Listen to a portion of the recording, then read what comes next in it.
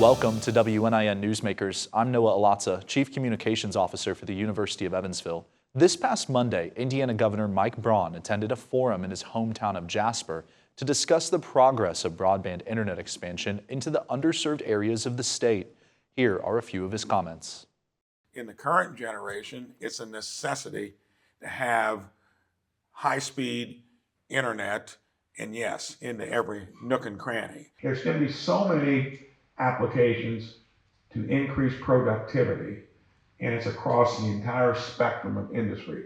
Education, we had a little escapade called COVID where we were really getting confused about how to educate. Well, there was one point in time where the healthcare experts said it can only be done virtually. Well, you had parents maybe driving up to find a hotspot. They certainly didn't have it in their home, and probably some schools weren't even in a position to do it. So, and the whole combination, especially post-secondary education, K through 12, it's going to be very important. But the cost of education, post-secondary, is now an issue. But if we want many of our rural counties that haven't seen this kind of prosperity or access, and we probably have 70 of them. So even though it's 95% available, that means 70 of our 92 counties are still trying to get there. And it's impressive how that map is filling in. But until they do have it, younger generations, current generation, they're going to make that as probably their chief criterion in terms of whether they're going to come raise a family, let alone start a business. In 2021, in response to the pandemic, Indiana was allocated approximately $850 million by the federal government to expand broadband access throughout Indiana.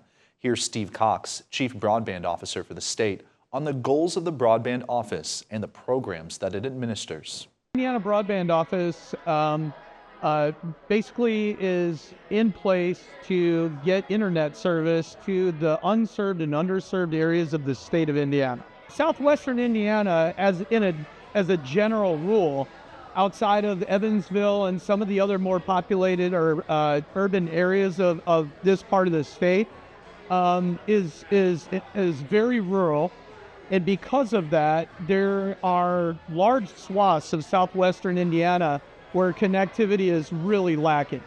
And so, with the Next Level Connections program, the Indiana Connectivity program, which are both state programs, the Next Level Connections program being a program where internet service providers bid on a larger project area competitively against other internet service providers. They're granted money to be able to bring fiber internet service to all of the locations within that project area that don't have service.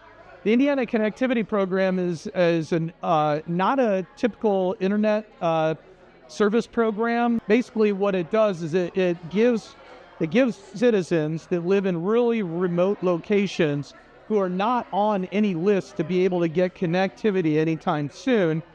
It gives them the ability to submit their address to be bid on by internet service providers, and then the state, if they bid on those, the state subsidizes getting service to those homes. So the homes that actually receive service through that program otherwise would never get service without that program being in place.